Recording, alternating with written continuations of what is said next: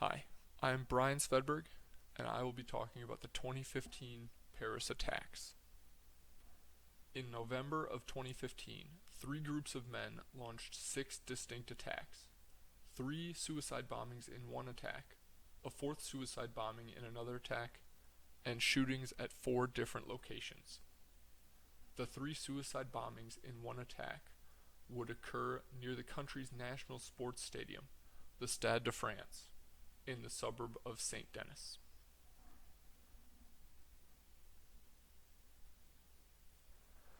The Stade de France attack would happen on November 13th, 2015, during an international friendly game between France and Germany. 80,000 fans would be in attendance, including the French president and the German foreign minister. This attack would result in 4 deaths, including the 3 suicide bombers. The first explosion would happen at 9:16 p.m., about 20 minutes after the kickoff of the game. The suicide bombers would arrive slightly late for the game, and witnesses report that they did not have tickets, which resulted in them being turned away by security guards several times. The first bomber was prevented from entering the stadium by a security guard who patted him down and found the explosive vest with shrapnel inside.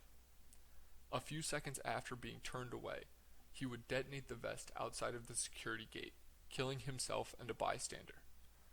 Investigators would later surmise that the first suicide bomber had planned to detonate the vest within the stadium.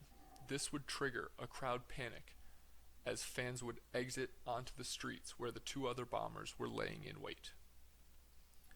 A few minutes after the first bomb went off, the second bomber blew himself up outside of another security gate.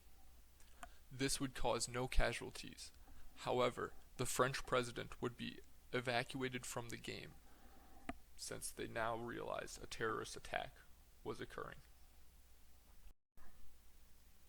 At 9:53 p.m., the 3rd bomb would be detonated. However, there will be no civilian casualties. The response to this event was actually very smart by the Stade de France event staff. The game would continue to be played throughout the bombings without any information being told to the players or fans. This means no announcement of terrorist activity would happen over the stadium loudspeakers. This is because they did not want players or fans frantically going to the exits, thus giving the bombers another chance to cause chaos. After the game, fans were then brought onto the field. This was another attempt to try and minimize the chaos and minimize the damage in which the bombers could do by limiting the amount of people exiting the game at once. Finally, the German national team was advised to sleep at the stadium. This was because they had a bomb threat earlier that day at their hotel room, so the event staff thought it was wise to keep them at the field and have them stay on mattresses. The French team would then stay next to them in a display of camaraderie.